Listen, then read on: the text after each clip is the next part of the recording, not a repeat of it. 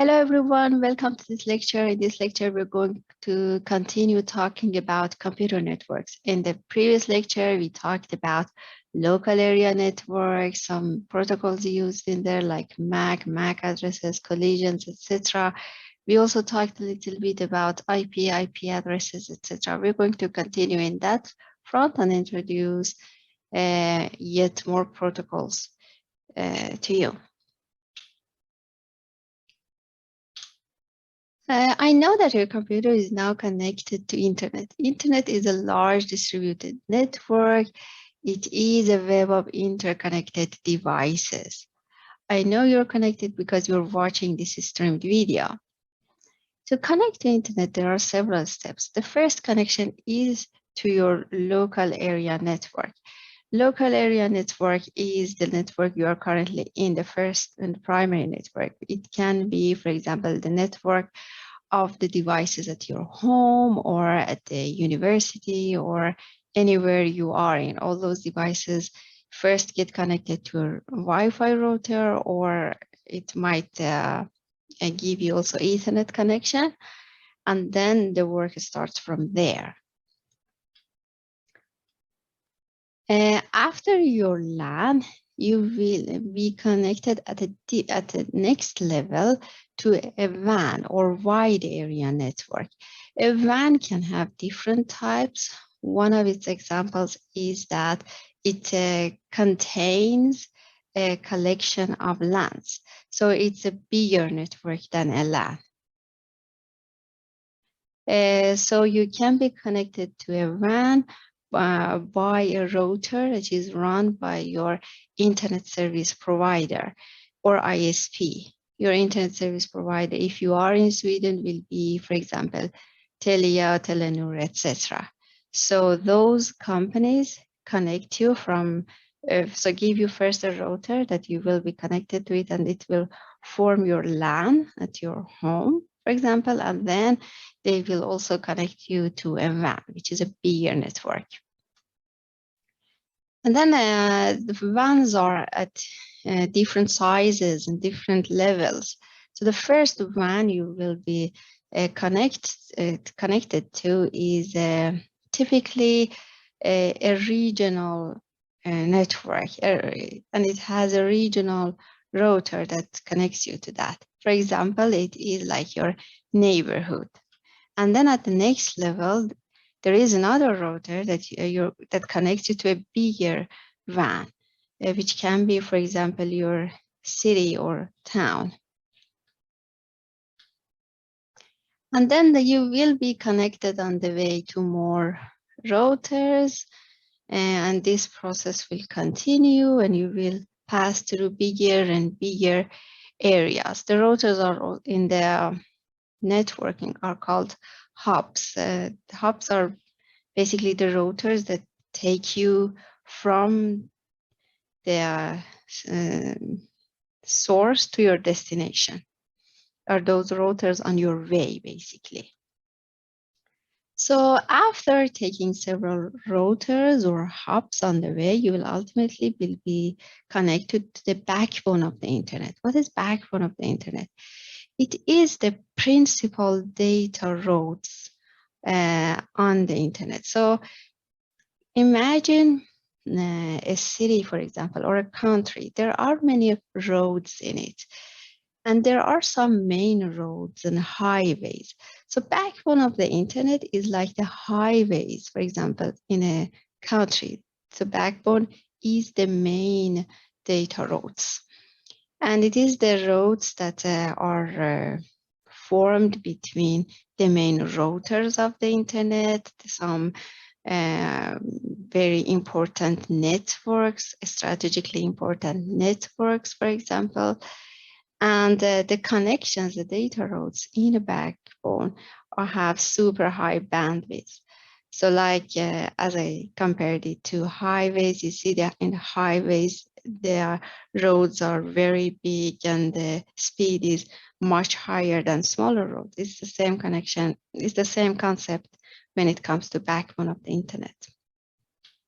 So here you see a map of the backbone of the internet. You see these main roads with the main routers, big routers, form the backbone of the internet. So you will, when you want to connect to internet, first you will be connected very locally, and you will get several steps and hops until you reach this backbone. So what steps are required for your computer to show you this video from YouTube? So first it needs to request YouTube that it wants to get this video. For this purpose, it has to send its request by a packet.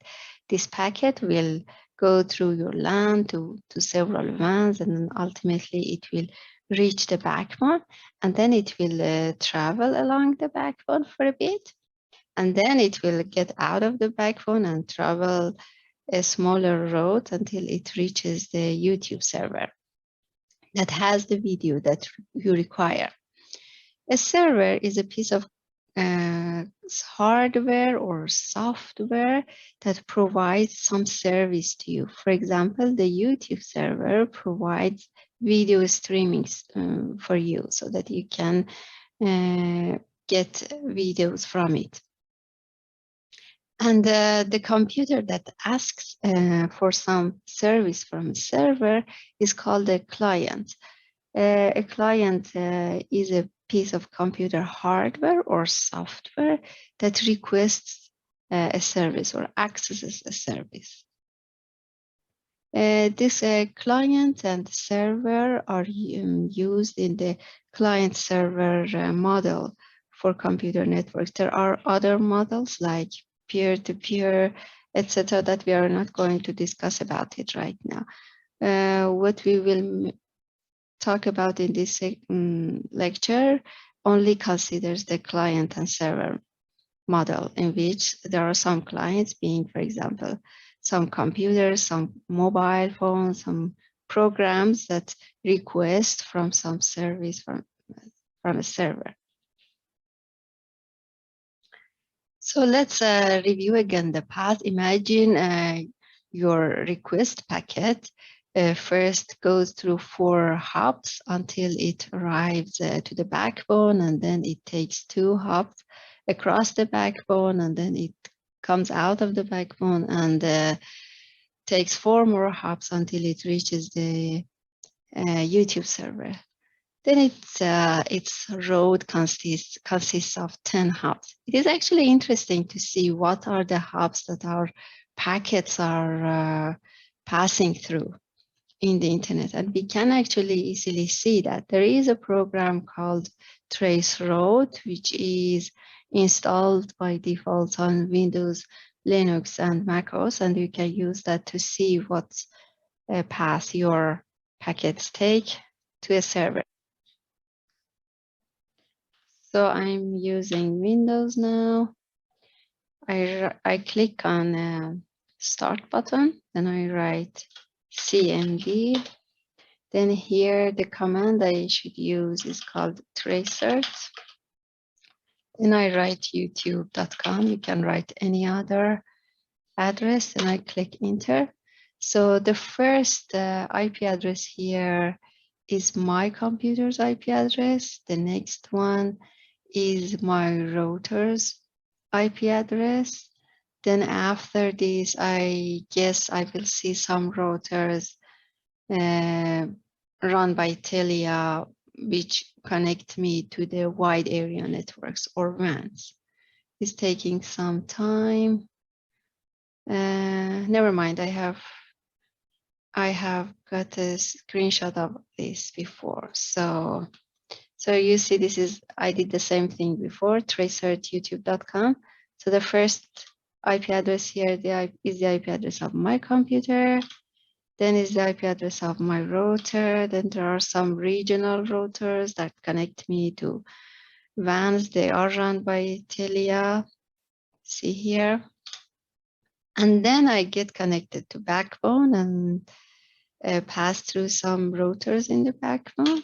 And then at the end, I reach one of the YouTube servers. YouTube has a great load, so it has many servers so that it can serve many machines in the world. So this is one of them. So you see here, this path consists of 12 hops or 12 routers that got me to YouTube servers.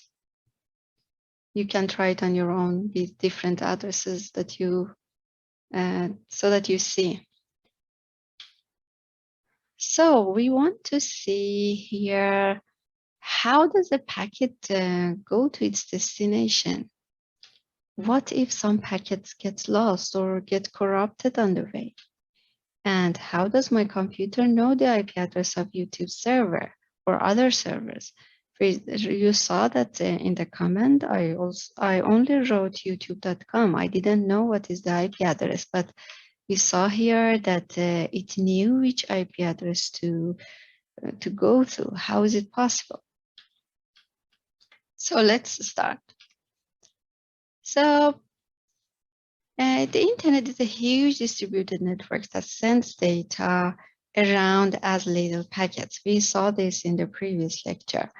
So imagine you want to send some data through internet from this source to this destination, and your data will be broken down and chopped up to several smaller parts, which are called packets. And then they are sent maybe in different ways. They can also travel from different ways, and then they arrive at the destination. They might be reordered. Some of them might get lost or might get corrupted on the way. And so many different things might happen to them. For example, this video stream that you see, of course, is not delivered to you as a big video. It is divided to many small packets, and they are gradually transferred to your computer.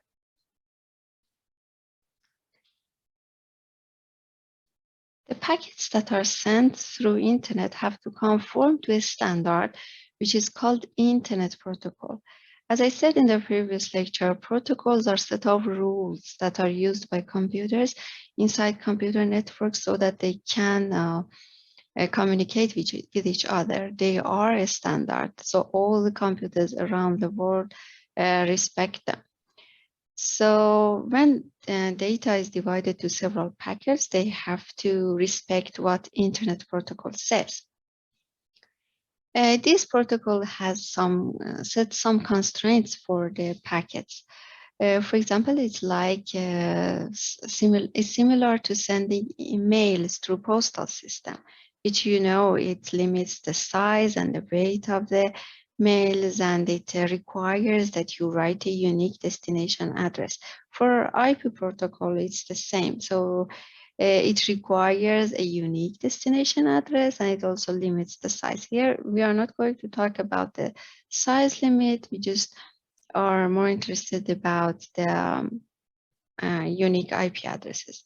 So Internet Protocol, or IP, is a very low-level protocol. You remember we talked about different levels of network protocols. In the previous lecture, we said we have protocols at the physical layer, at data link layer, and so on and so forth. So Internet Protocol is the third protocol, is at the third level in that model. So it's still in a low level. It doesn't do much. It just says that the destination address must come in the header of the packet. Header is the part that starts the packet. So it will be some data which will be placed before your actual data that you want to send. And it is called the metadata, which means it is some data about your data. It's metadata. And the IP address will only show the computer, not the application. So you see nowadays we work with many applications with the internet. We use our web browsers, we use, for example, Skype, we use email applications, many different applications. So IP doesn't tell you which application is going to receive this packet. It just says which computer. So we need more advanced protocols to be used on top of IP so that they can tell us which applications will use their packet. So here you see how a packet looks like in IP. So this in the beginning, we have the IP header, which mainly consists of the destination IP address, and there are some other information which we will not go to their detail. And then after the IP header comes the data payload. Yeah, you might wonder that why in the previous lecture we said that a MAC address will precede the data. Actually, MAC address and information about the previous layers will become before the IP header, and then comes the IP header, and then after IP header will come information about higher level protocols. So as we go inside the packet, we will see more information about higher level protocols. And then at the end, we will reach the data part inside. So in order for a piece of data to go through internet, many headers and the metadata must be added to that so that the computers and routers on the way will use it to recognize where this data will go through. So we said the IP is a low-level protocol. It just says what is the destination computer. Now we need more, or what should I say, smarter protocols on top of it, so that they tell us which program will use our packet. So there are basically two main options. One of them is called UDP, the other one is called TCP. UDP stands for User Datagram Protocol. It has its own header like IP, which has its own header. UDP also has its own header, and it sits inside the data payload. And inside the UDP header, we have the port number and checksum that I will explain what they are. So after actually MAC address, which I have not written here, and after IP header, then comes UDP header, and followed by the data. These together will be the data payload, which is seen in the IP protocol. So let's see what comes here. So UDP header tells us what is the port number. What is port number? Every program on a computer has a unique port. This port is requested by the program from the operating system. When a packet arrives, the operating system or OS reads the UDP header, which I colored it yellow here, and finds the port number. And then based on the port number, it can now forward the packet to the respective program that is going to use it. For example, YouTube uses port 443 to stream videos to clients.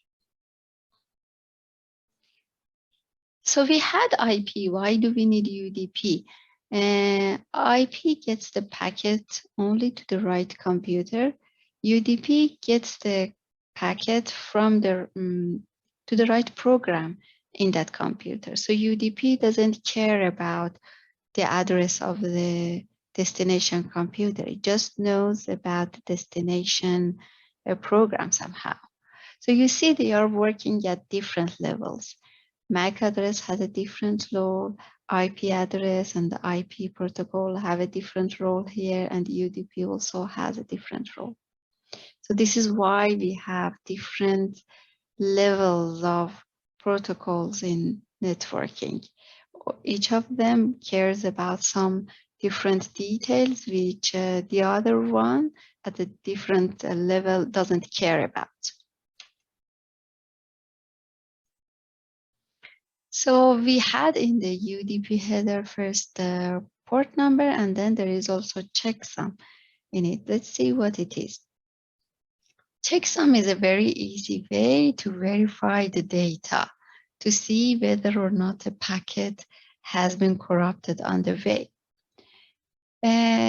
Checksum is simply the sum of the bytes of the data. So we know that data is written in terms of zeros and ones, and 8 bits together form a byte. So what UDP does is that it asks the sender to sum up all the bytes in the data and store it as a checksum in 16 bits. So here we have a small example. Imagine our data is so small that it only has 6 bytes, and their value is as it is illustrated here. So their sum is equal to 293. This sum will be written to the UDP header when this packet is going to be sent, and this is done by the sender.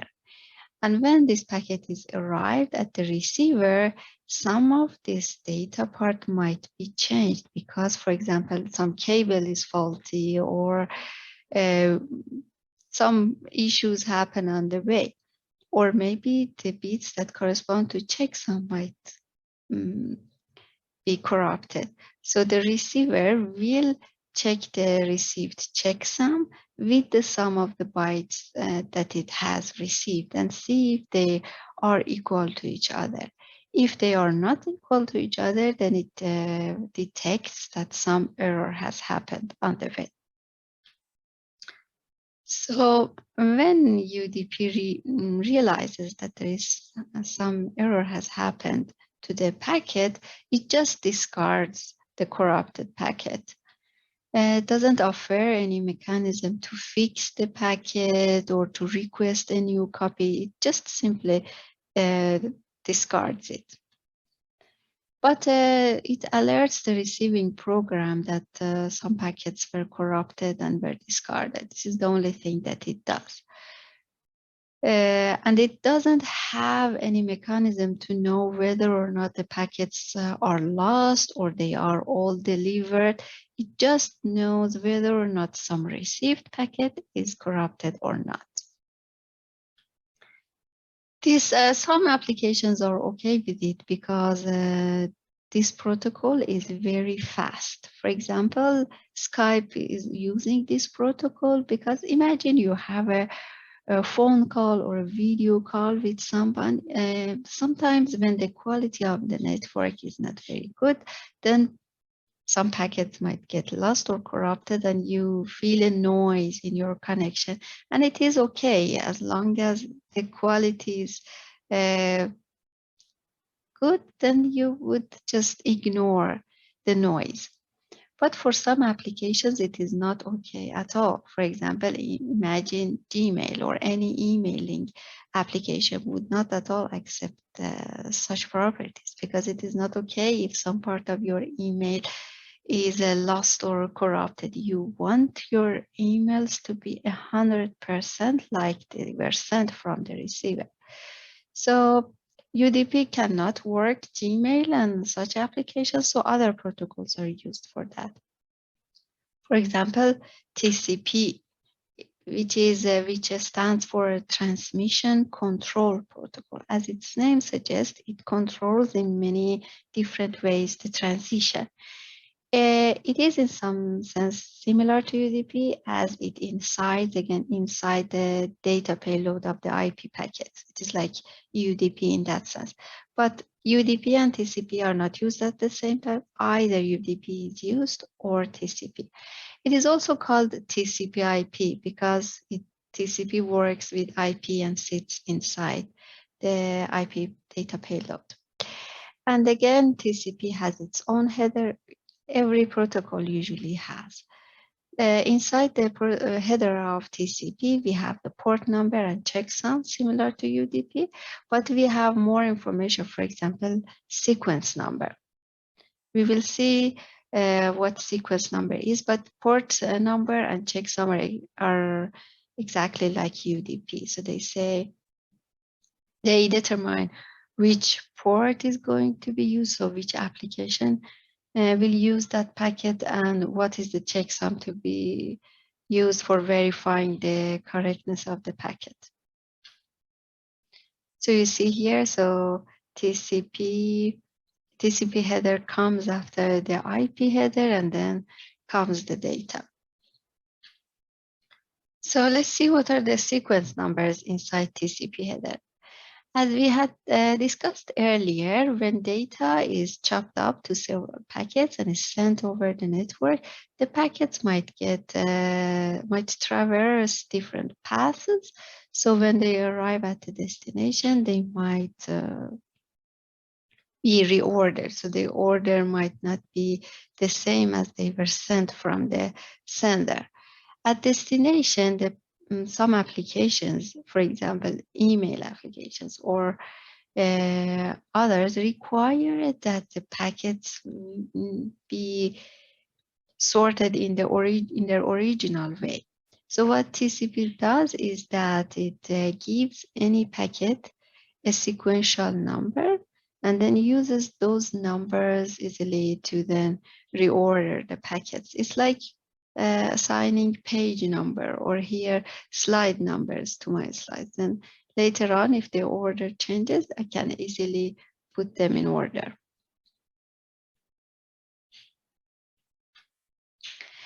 Another mechanism that TCP has, but UDP didn't, is the acknowledgement mechanism. This mechanism is used to discover whether or not some packet was lost. It works in this way. Once the data has passed the checksum, so here we have the sender and the receiver. Imagine these lines, these vertical lines show time. So first sender sends some packet to the receiver and the numbers here show the sequence numbers. When the receiver receives this packet, it checks its checksum. If the checksum is correct, then it sends an acknowledgement, or ACK for short, to the sender with the same sequence number. You see here, the sequence number is, for example, 1. Which means that I received packet number 1, and it seemed correct, meaning that its checksum was equal to the sum of the bytes of the data. Once ACK is received, the sender sends the next packet. So it waits for the first packet's acknowledgement, and then it sends the next packet. And then again, it waits for the acknowledgement. If it happens that no acknowledgement is received for a certain packet, the sender waits some time, a limited amount of time. It might be because the packet got lost or its acknowledgement got lost. But anyway, it will retransmit that packet. So like here, imagine no acknowledgement was received for packet 2, so the sender will send it again and again, will wait for its acknowledgement. And this will continue with the next packets in the session. But this is not good to wait always for the acknowledgements one by one. In order to speed up, sometimes in TCP, several packets are sent together, and then the program will wait for several ACKs to arrive. This way, there will be a speed up in the transmissions, and it will increase bandwidth significantly. So far we have seen that TCP could realize whether or not some messages are lost in the network, and it can also recover messages that are corrupted. It will simply tell the sender to retransmit it. There are other things that TCP is capable of doing. One of them is to realize that if there is a congestion in the network, congestion typically means that there is a high load on the network, and it causes that some messages will not be delivered to the destination. So the TCP detects congestion by checking the ACKs. If, for example, the sender sends so many messages but receives very few ACKs, it will realize that there is possibly some congestion that makes that many packets get lost. It can also check the round trip time between the sending and receiving acknowledgement. If this time is too big, then it will guess that there is a congestion in the network. After detecting congestion, TCP will actually try to lower its sending rate. So we have seen that TCP can handle out-of-order packet delivery by using sequence number. It can handle dropped packets by acknowledging messages. And it can also adjust the transmission rate according to the available bandwidth. Besides all benefits that TCP has, it has also its own drawbacks. So we have seen that TCP requires many acknowledgements to be sent. This will increase the load on the network because too many messages need to be sent. So at least it doubles the number of messages that needs to be sent. And it has to wait for acknowledgement. So this delays to some extent the sending and receiving. These properties are not suitable for applications which are time critical. For example, imagine interactive games in which you need to be very, you need to act very quickly. So if you wait all the time for all the dropped packets and corrupted packets and so on, this will lower your speed.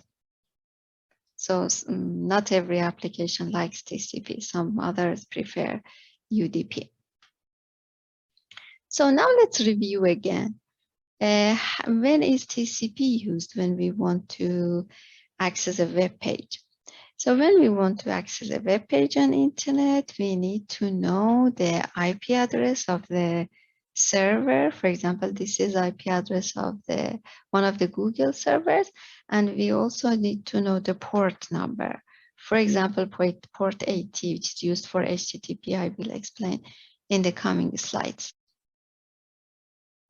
If I know the IP address of a server and also the port number, I can actually directly access it with a web browser. So here I write the IP address followed by port number. So as I said, it was the IP address of one of the Google servers. Then I come to Google homepage, but this is not actually convenient to know all the IP addresses of the servers that I want to work with. IP addresses are so long and it's not easy to memorize that. So what is done instead? We never use IP addresses. Instead, we use some URLs. So for this purpose, domain name system is used. This is actually the service that allows us to use URLs which are more readable, like google.com, instead of IP addresses, which are not fixed. They might change because Google might someday use some new servers or might turn off some old servers, so their IP addresses are not always the same, but google.com is an address will usually stay the same. So Internet has a special service that maps the names or addresses like google.com to their corresponding IP addresses. It's like the phone book for the internet. We are able to use this service through our internet service providers or ISPs. So our ISP will get our request, give us back the IP address. But it will only do that if their name is a valid name. For example, if instead of google.com, I use some name that I some IP address. Then the browser uses that IP address to send a TCP request to that server. So you see here, for example, when my machine wants to access youtube.com, it can to return back the IP address, and then this request will be answered by the DNS server, and then the answer will be forwarded to my ISP, and then I will receive it from my ISP.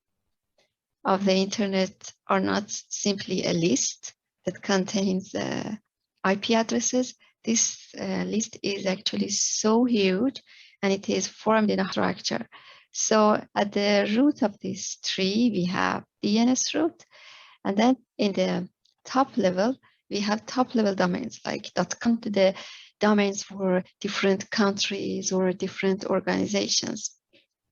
Then at the second level, we have second level domain like, for example, co.uk, or second level, there are 300 million entries. So you see this piece of data is too huge. It will not be only stored on one server. There are others which will contain all this information, and they will collaborate with each other each time we request for IP address of a certain name. So we have seen different protocols so far. DNS, it's getting a little bit mixed up. Let's put things in order. Let's go back to the OSI model, which we saw was a framework for network protocols. So in this model, network was divided to several levels, several layers with different level of abstraction. At the bottom, we had the physical layer. Layers are independent of each other, and they worry about different things. And the engineers work constantly on these different layers to improve them, to, for example, make them more reliable, make them faster, and so on. Have all these different layers, and why we don't have just a single layer. So we saw previous time that in the physical layer, it is always talked about the electrical signals and how signals are sent through the air, and how data is transferred into zeros and ones, and how the zeros and ones are transferred into signals. In the next layer, we have data link layer that care about sending the information between different nodes at your LAN, using, for example, Ethernet or Wi-Fi, and they care about detect collision and want to resolve when some collision happens, and so on.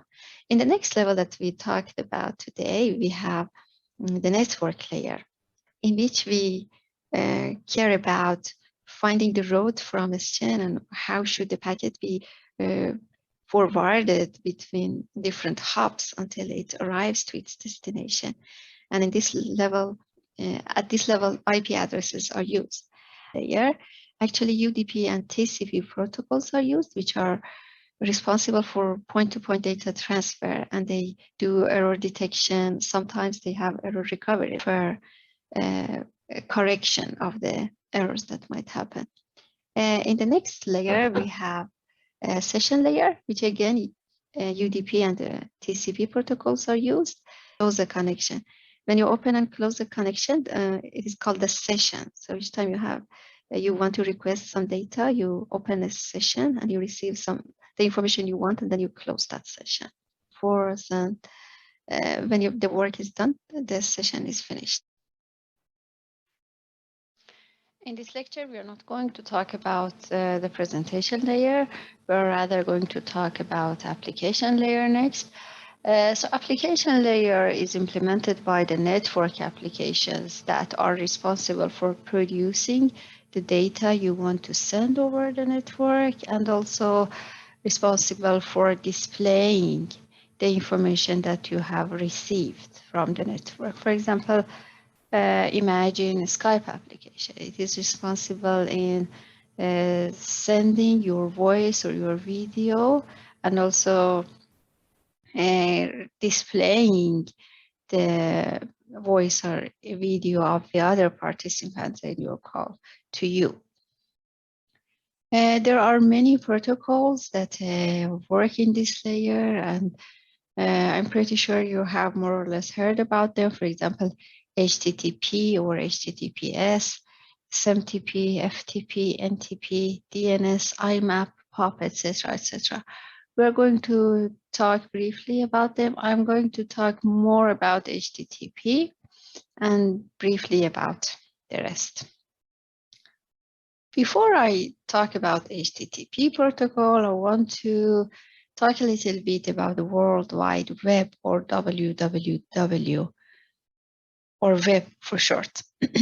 So World Wide Web is not the same thing as internet, but they are used interchangeably sometimes, which is not correct. The World Wide Web is the biggest application that runs on top of the internet. Like other applications that run on top of the internet, for example, Facebook is another application, Slack is another application. World Wide Web may be the biggest. It is actually the biggest application that uses the internet. The internet is the infrastructure that transmits all the data that these applications need, but it is different from web. World Wide Web is a distributed application that runs on millions of servers worldwide. This distributed means that there is not a single server that will give us this service. This application is huge, and there are millions of servers that cooperate with each other, maybe, so that we have access to this application. And then when your computer wants to use a World Wide Web, it uses a program called a web browser. A web browser is an application or a program on your computer that lets you talk to web servers. So a web browser is a client and web servers are servers. And the web browser receives the content from web servers and renders it or processes it so that it can display it to you, because the content it receives from web browser is raw. It's a text in some format which is not very readable for humans. It processes it in certain way so that it is displayable to human beings. So World Wide Web is called a web because it is like a web of interconnected information. It has a building blocks, which is a single page. So any single page you see on internet is like a building block of web. And you have seen often that web pages have hyperlinks. Hyperlinks are links to other web pages.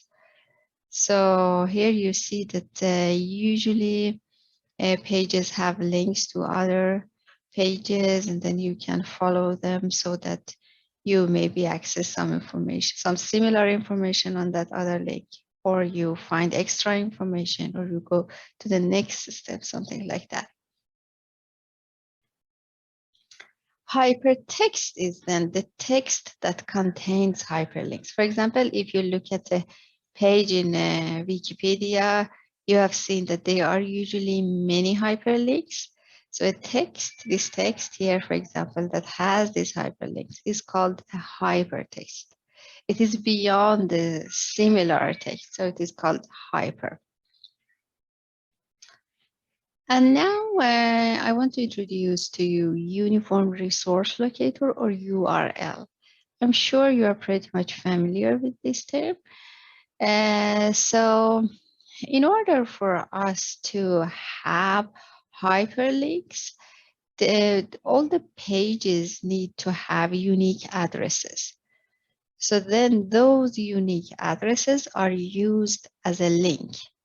If they don't have a unique address, then how would a link know where to forward you?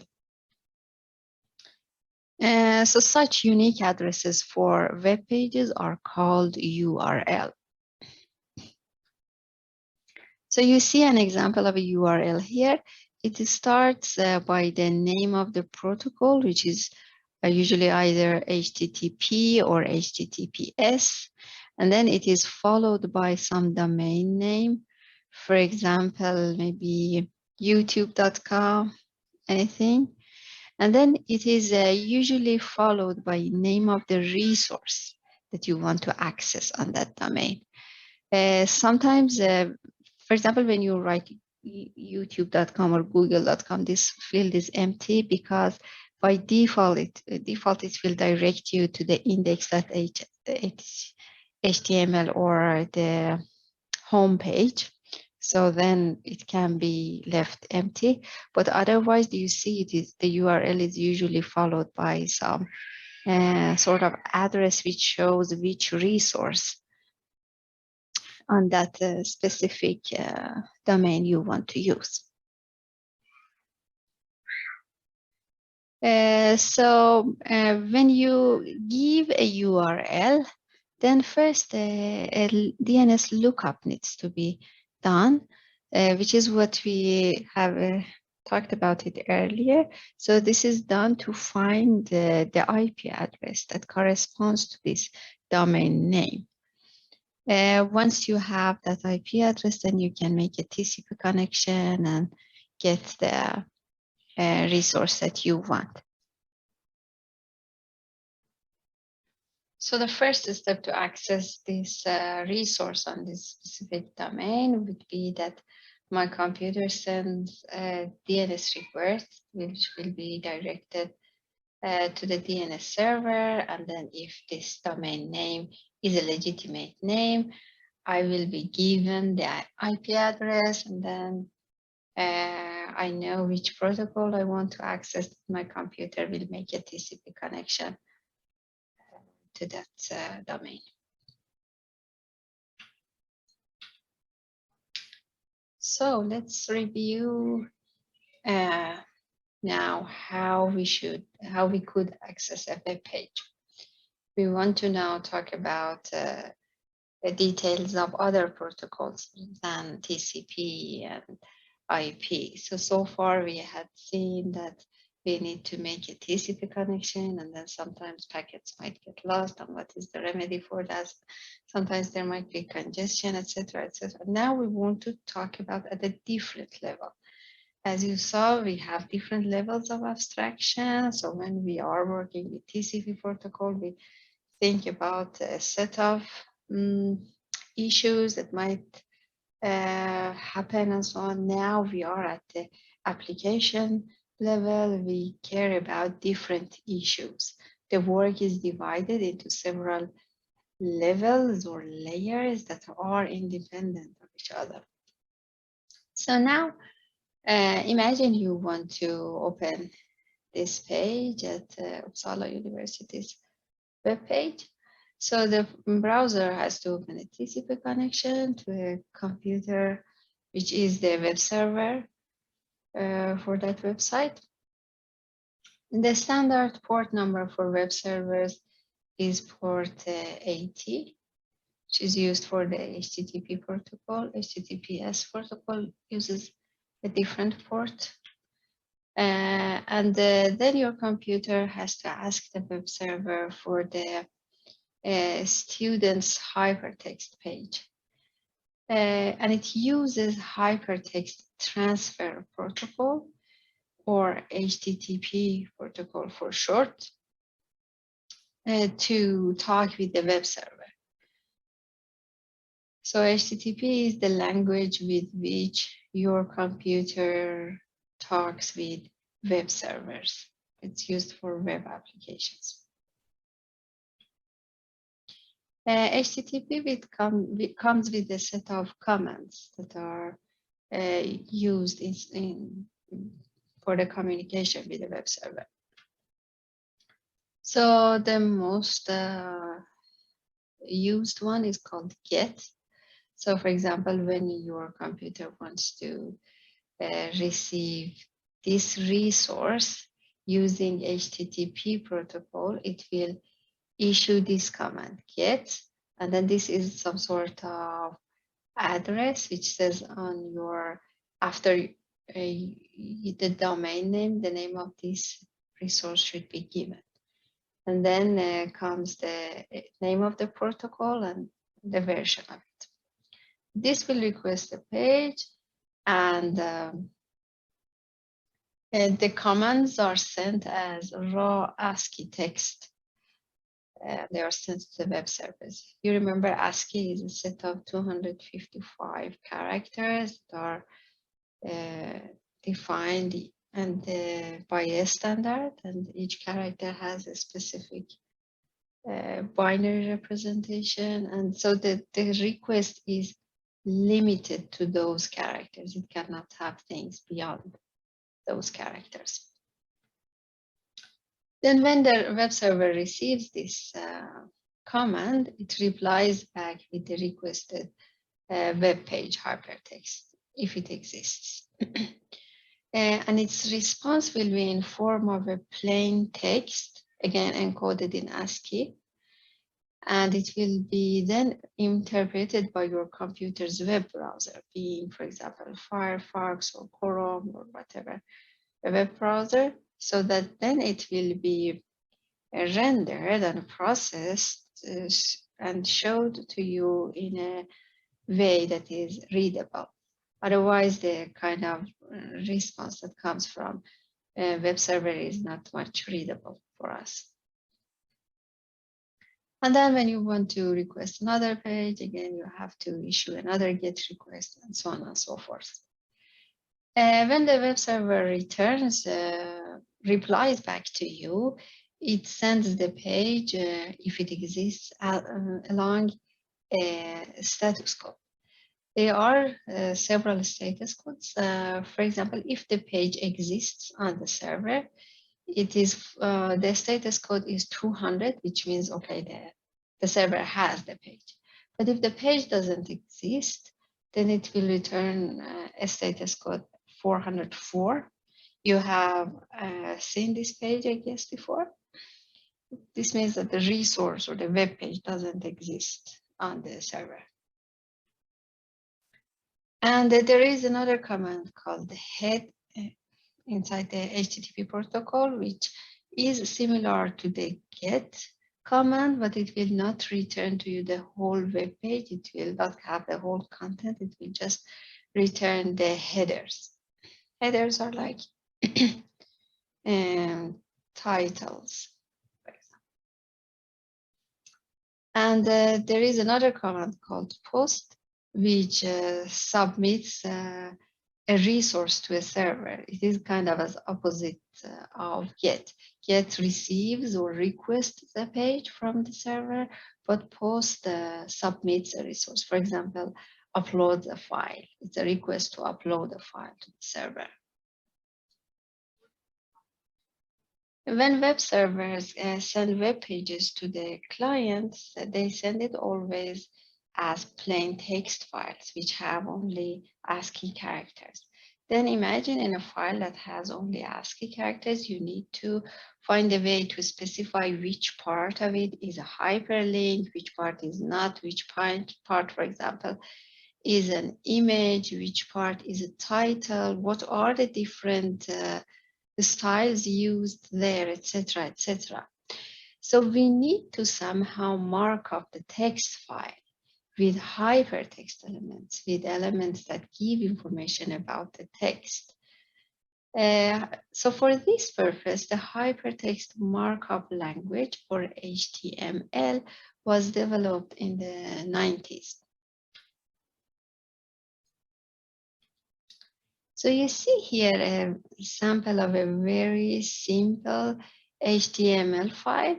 You can write a simple file like this in any text editor, and then when you save it and open it with your browser, you will see to what web page it corresponds. So in this way, you can start developing easy web pages. But the current web development languages are way beyond only simple HTML. There are many more powerful languages that are used for today, that are used nowadays. But let's take a look at this file. So you see here, this file is not very much readable, but when it is rendered by your web browser, you can easily see where is the picture, which part is the title, and which part is an email, for example, which part is a link, etc. So this is done by marking up the text. So there are some tags used inside HTML files that specify what is the type of the text that you have inside the text. So you see here we have the HTML tag in the beginning and at the end, And at the end, we have the same tag, but with a backslash. Then after that, we have a tag called head, which again, every tag needs to be opened and closed. Then here we have the title inside title tags.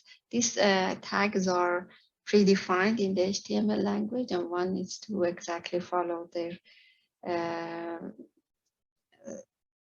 follow the rules in the HTML language to use those tags. Then, for example, let's see here this picture, which is here. So here we don't see the picture itself because this file can only have ASCII characters. We have rather the address to that file, to the file that contains the picture given here. And it is said that it should be put in the center. So you see center tags are used before and after it. And then we have a link, for example, here. So you see for specifying the link, this tag is used, and then we have href equals to, and then the link is given, and then the tag is closed, and then some text is specified for the link. And then we have different headers with different levels. For example, H1 is bigger, then comes H2, and then comes maybe simple text, as you see here. So all these tags are used to mark up the text, to say which part is a link, which part is a picture, which part is an email, for example, etc., etc. So that was for HTTP. And now I want to introduce to you very briefly other protocols that are used on top of the internet, and we are using them, but maybe we don't just recognize them. So one of these protocols is FTP, or File Transfer Protocol. It's a standard communication protocol which is used for transferring computer files from a server to a client on a network. And these all these protocols use different port numbers. FTP uses port number 21. So imagine this is your computer and you want to access some FTP server. First, some connection needs to be set up, and then the files will be exchanged. This happens, for example, when you want to download some files. When you want to stream videos, it's a different mechanism.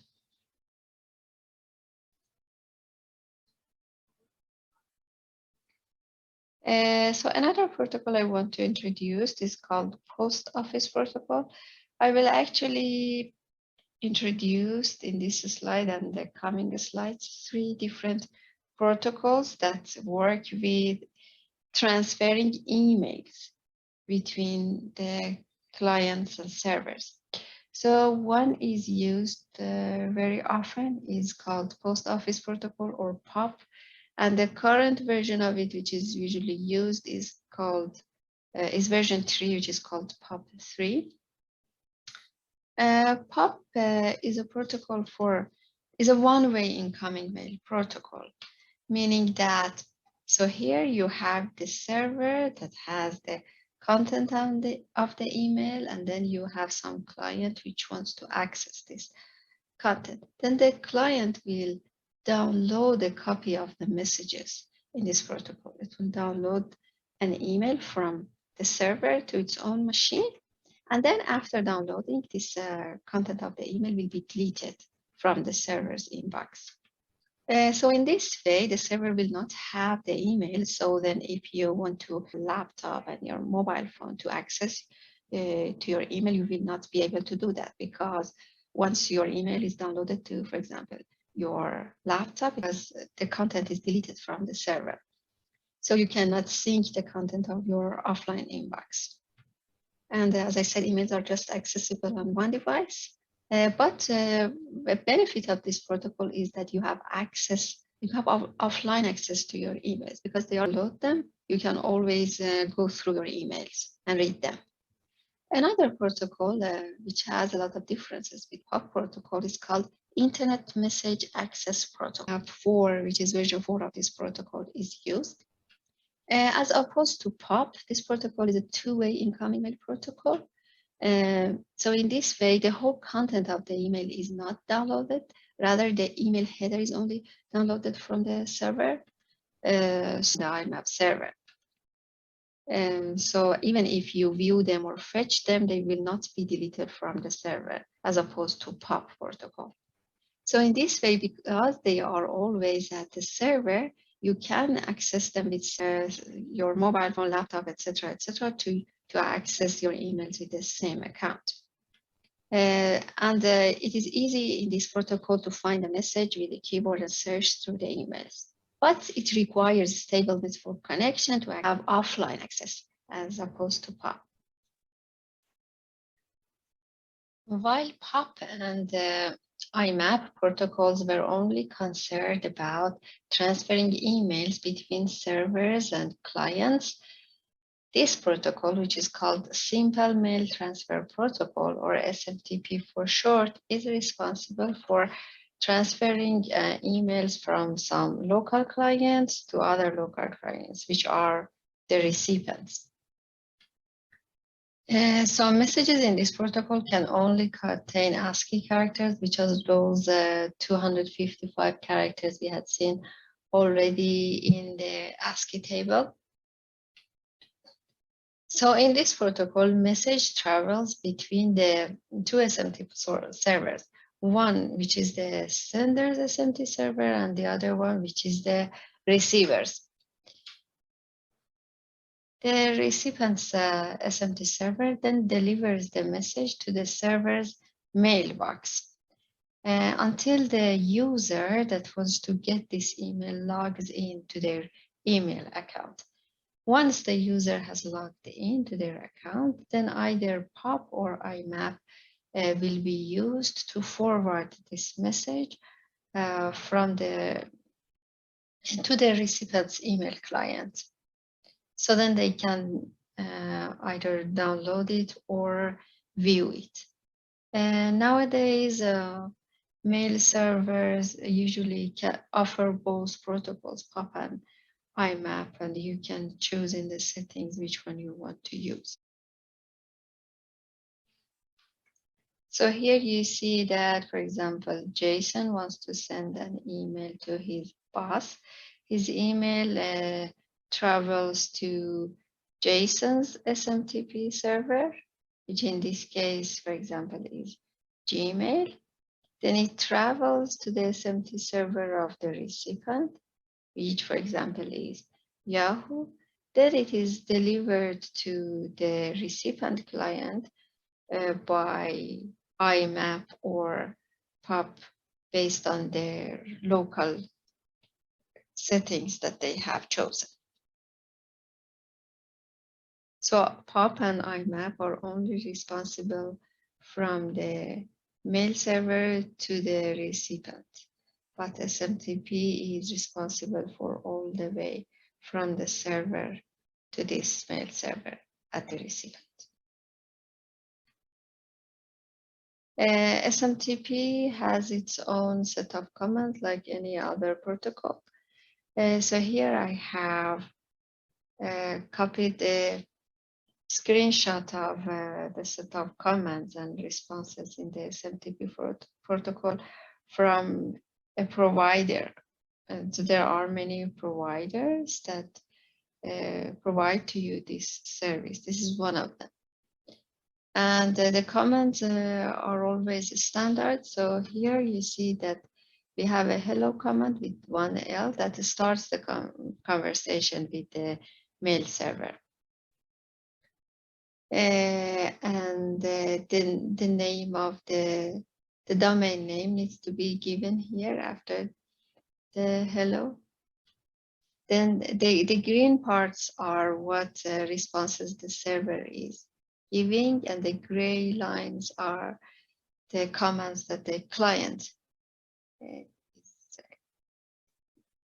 typing. So C for client, S for server.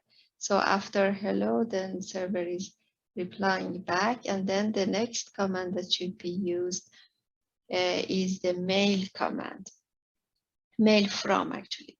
So with this command, the sender says that the source email address is what? So here the source email address is given, and then the server replies back, and then the server is using RCTP2, which is actually followed by the recipient's email address. Then the server accepts it here, and then the next command is data, which shows that now the content of the email will be started. Then the server says, okay, you can enter your message. So here is the content of the email, in which there is the subject, and there are again the sender and recipient's email addresses, and then the body of the email. Then this finishes, and the quit command is used to show that the client is done with this message. It wants to terminate the SMTP conversation with the server. So this was a sample connection with an SMTP server to see what commands are used. So simply now we just send emails. We don't see all these commands that are used to connect to an SMTP server and to exchange emails with it. The last protocol I'm going to talk about in this lecture is Network Time Protocol, or NTP for short. As its name suggests, this protocol works with time. Actually, the computers in this use this protocol to know the actual time, the universal time, because every computer has a clock inside, and there are many servers and computers that need to know exactly what value their clock should have, or is it also said that they need to synchronize their clock. So this protocol gives them a way to request and receive Universal Coordinated Time, or UTC, from a server, so that this server itself receives precise time from an atomic clock.